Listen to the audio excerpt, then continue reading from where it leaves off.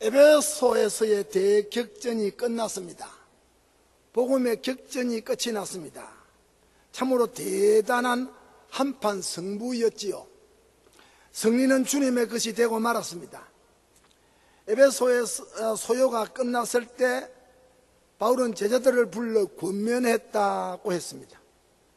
20장 1절에 아마 신앙 승리에 대한 감사와 담대하고 굳센 믿음에 관한 권면이었을 겁니다.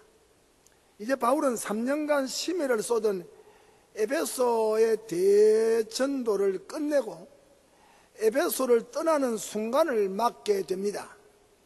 오늘 우리에게 주어진 본문은 바울 일행이 에베소를 떠나서 마게도니아와 아가야를 방문하고 드로아를 거쳐 수리아 안디옥을 지나서 예루살렘에 도착하고 또 멀리 로마까지를 계획하는 복음운동의 전진을 우리에게 알려줍니다.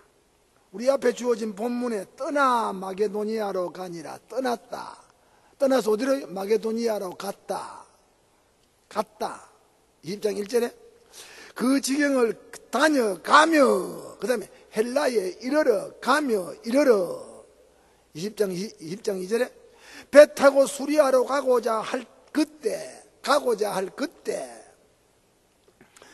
마게도니아로 돌아가기를 작정하니. 3절에 아시아까지 함께 가는 자는. 4절에 그들은 먼저 가서. 5절에 간다는 말이 계속해서 나옵니다. 누가? 전도자들이 간다, 이 말입니다. 우리가 참 이 말에 하면 임의를 실어야 된다. 이러한 성경 표현은 살아 움직이는 복음운동과 복음 준 전도자들이 뒤를 돌아보지 않고 머뭇거리지 않고 앞을 전진하는, 나아가는 복음운동의 전진을 보여주는 내용입니다. 여러분, 전진하는 복음운동, 전진하는 복음 전도자들, 그것은 성령의 뜻대로 움직이는 자들입니다. 21절에 이 일이 다 된 후 바울이 마게도니아와 아가야를 다녀서 예루살렘에 가기를, 그 다음 말에 경영하여 하는 말, 경영하여, 어디를 떠나서 어디를 가기를 경영하여 가로되 내가 거기 갔다가 후에 로마도 보아야 하리니. 경영입니다. 경영. 이 말을 할 때는 에베소 전도가 대성공을 거두고 있을 때입니다. 하나님의 말씀이 흥왕하여 세력을 얻고 있을 때입니다. 20절에 그때 바울은 마게도니아와 아가야와 그리고 아가야 고린도입니다. 예루살렘과 그리고 로마까지를 가보기를 마음이 바울이 경영했다. 헬라 말에 에데, 토, 엔, 토, 그리고 포뉴마토이, 경영한다, 이 말은 영적인, 정신적인 활동, 영적인 사고, 영적인 사색, 성령님으로 사색합니다. 성령님으로 계획하는 겁니다. 성령의 사색을 가리킵니다. 정신적인 활동을 나타내는 성령을 가리킵니다. 여러분, 성령, 영의 의식, 영적인 사색을 했다. 바울의 마음속에는 이렇게 복음 전파의 사명수행에 대한 언제나 영적인 사색이 있었다 이겁니다. 경영했다. 성령님의 사색을 했다. 성령님의 뜻을 생각했다. 성령님의 계획을 묵상했다. 영적 사색을 가리킵니다. 보통 우리가 어떤 계획을 세우거나 일을 추진할 때 자기가 아닌, 자기는 하기 싫지만 타의적인 권유에서 할 때가 있지요. 예를 들면 사랑하는 가족이나 친절한 친구나 존경하는 선배의 권유 때문에 어떤 일을 계획하고 어떤 일을 진행할 수가 있지요. 아니면 체면상 자기가 앉아있는 위치가 체면상 어쩔 수 없어서 그 일을 계획하고 경영할 때가 있지요. 혹 또 이해관계에 얽혀서 경영하고 계획하는 경우가 있지요.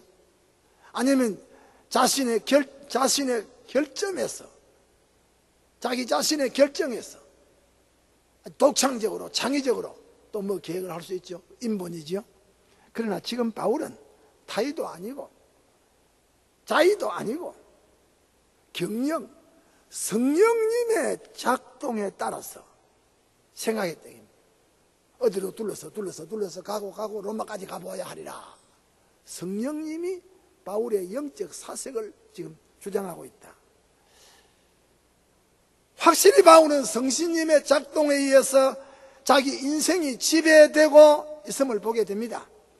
그의 전 인격은 정말 성령님의 주도적인 활동과 의향을 따라서 사고하고 인식하고 판단하고 행동하는 성령님의 사람이요, 영의 사람이요,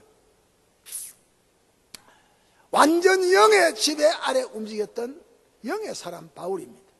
지금 성령은 바울의 마음을 마게도니아와 아가야와 예루살렘과 로마까지를 향하도록 움직이고 있다.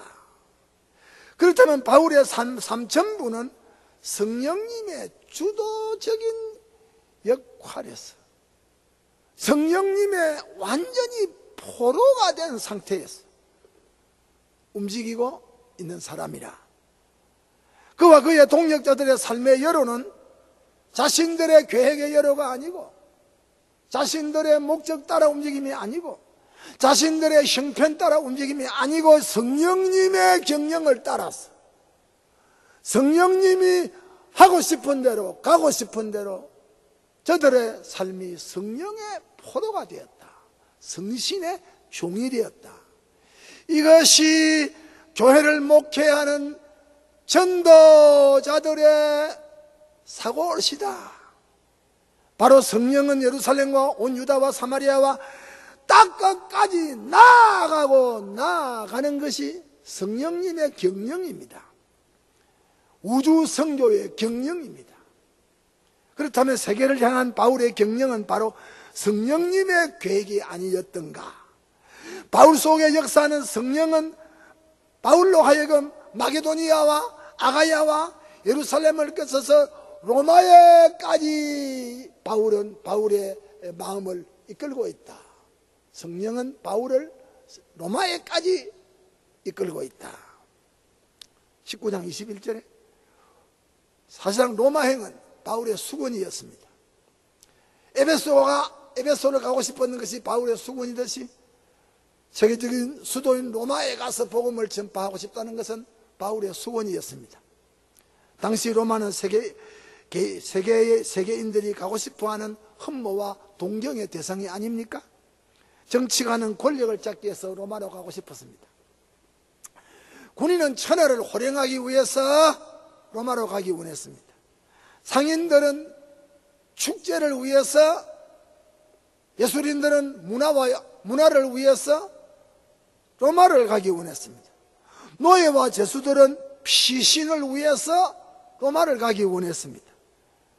모두 다 로마를 가기 원했습니다. 그래서 세계는 로마로 향한다는 말이 나오게 된 것입니다. 그러나 전도자 바울은 복음을 전하기 위하여 에베소를 강타하던 복음의 다이나마이트를 마음에 장진하고 성신의 인도를 받으면서 로마를 점령하고 로마를 공격하기 위하여 로마에 가고 싶다 하는 영적인 사색이 바울의 인격 속에 작동이 된 것입니다.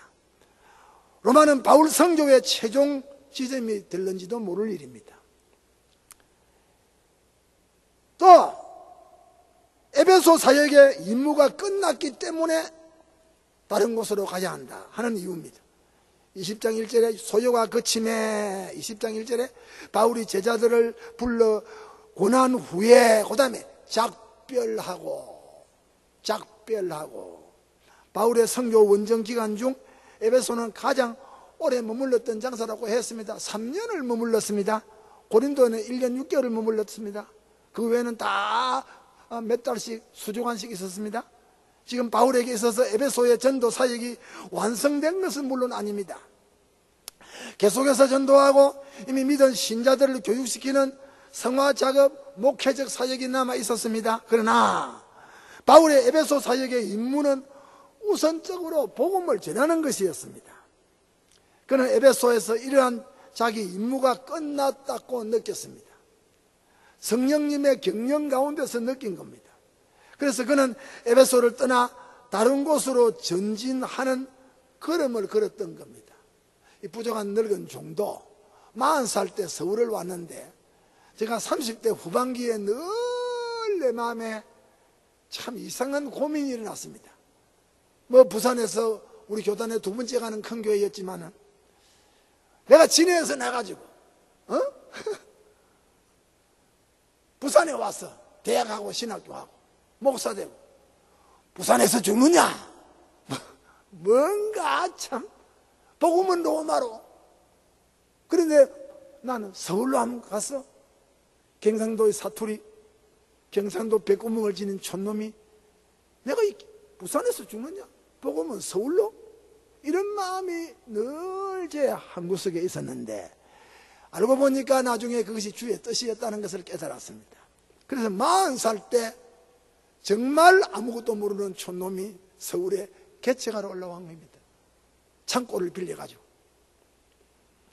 흔히들 교역자의 교역에 대한 성공은, 목회적 성공을 말할 때 한 교회에 오래 머물렀던 것이 목회 성공이다, 그렇게 말할 수도 있습니다. 그러나 제가 볼 때, 성경에서 볼 때 교역의 성공은 그 교회에서 얼마나 오래 머물렀는가가 중요한 것이 아니고, 그 교회에서 얼마나 주어진 자기의 임무를 주님의 뜻대로 이룩해 놓았는가, 이게 목회 성공입니다. 1년을 했든지 3년을 했든지 1년 6개월을 했든지 머물 동안에 얼마나 주님의 교회를 주님의 교회 되게 하였는가, 이것이 목회 성공이라고 생각합니다. 교인들은 원하지 아니하는데 원로 목사가 되기 위해서 20년을 내가 묵고 비비고 지나가야 되겠다, 참 피곤한 인생이라고 생각합니다. 참으로 전진하는 사람은 자기의 사명을 다한 사람입니다. 자기의 주어진 임무가 끝난 사람은 에베소에서 결별하고, 자기의 임무가 끝난 사람은 로마에서 결별하고 떠나는, 참, 그리고 다른 곳으로 나아가는, 다른 곳으로 또 성령의 경영을 따라서 움직이는 복음의 전진자가 되어야 된다. 셋째로 마게도니아로 전진했습니다. 20장 1절에 작별하고 떠난 마게도니아로 가니 2절에 그 지경으로 다녀가며, 그렇다면 지경길로, 이 지경길에는 빌립보 교회가 있지요, 잊지 못할 데살로니가 전투 교회가 있지요, 베레아, 신사적인 교인 베레아가 있지요. 이런 덩지를 지나가는 겁니다. 이런 지경을 순방하면서 여러 말로 제자들을 권면하니라, 격려하고 호소했다. 그것은 성령님의 권면입니다. 이미 믿어 신자된 사람들의 신앙을 굳게 하는 목회적 방문이었습니다. 그 다음에 헬라로 전진했다. 고린도입니다. 2절로 3절에 20장, 헬라에 이르러 거기 석 달을 있다가, 여기 말한 헬라는 헬라 지역의 수도였던 고린도였습니다. 이미 1년 6개월 동안 전도했던 장소입니다. 그는 여기에서 석 달을 머물렀는데 가이오 집에 있었다고 23절에 지목을 했습니다. 로마에서 16장에 보면 여기에서 그는 기독교 역사상에 길이 빛나고 있는 로마서를 저술을 했습니다. 아마 그때가 AD 58년경이라고 생각됩니다. 겨울부터 59년 이런 봄일 것으로 추측됩니다. 이 여간에 고린도 교회에 생긴 여러 문제들을 바울이 수습하고 해결했다고 생각합니다. 그리고 예루살렘의 성도들을 위한 구제 헌금을 여러 지역에, 마게도니아와 아가야 여러 지역에서 바울의 연락을 받고 세운 교회들이, 바울의 전도를 받고 세움받은 교인들이 예루살렘 모교회가 흉년 들어서 고생한다는 소식을 듣고 연보를 모았던 장면들을 다른 데서 보게 됩니다. 그 다음 다섯째로 수리아 안디옥입니다. 수리아 안디옥을 가기 위하여 드로아로 전진했다, 나아갔다, 입니다. 3절에 거기서 석 달을 있다가 배 타고 수리하러 가고자 할 때, 그때 유대인들이 자기를 해하려고 공모함으로 마게도니아로 다녀 돌아가기를 작정했다. 이 유대인들 보세요. 아직도 그 살기가 살아 있었습니다. 바울이 가는 곳에는 언제나 유대인들이 달라붙었습니다. 저들은 예수를 죽인 예수의 대적인 동시에 예수님의 십자가의 사도 바울의 영적인 대적 노릇을 했습니다. 이렇게 바울을 향한 유대인들의 적개심이 아직도 사라지지 않고 있었던 고린도였습니다. 그래서 그 지역의 갱그레아 항구는 수리아로 향하는 배 타고 가는 항구인데, 갱그레아 항구로 내려가서 배를 타고 여러분 바울은 수리아로 자기를 죽이려고 하는 악당들의 계획을 피해서 수리아로 갔다. 이 사실을 알게 된 바울은 다시 대륙 지방인 마게도니아로 북상하여 자기를 죽이려고 하는 그 계획, 갱그레아 항구로 가려고 하는 계획을 바꾸어서 북쪽 마게도니아로 북쪽으로 북상해가지고 마게도니아로 돌아가기로 작정했습니다. 그 마게도니아의 빌립보에서 다시 배 타고 갱그레아 항구에서 배 타고 가려 했던 계획을 포기하고 이제 다시 빌립보에서 배를 타고 드로아 항구를 갔다. 처음에 1차 선교할 때 드로아에서 배를 타고 빌립보에 왔는데, 이제 3차 선교를 마치고도 여러분 또 마게도니아에서 배를 타고 여러분 빌립보에서 배를 타고 또 드로아로 가는 1차 선교 오고 가던 코스입니다. 이렇게 전도자에 가는 길에는 죽음의 위험이 기다리고 있었습니다. 생명의 복음, 기쁨의 복음을 가지고 움직이는 복음의 증인들에게 사망의 세력이 대적하는 것은 이거는 고통입니다. 그래도 복음 운동은 또 바울을 죽음의 항구 갱그레아에서 기다리던 유대인들이 기다리는 소식을 듣고 코스를 바꾸었어.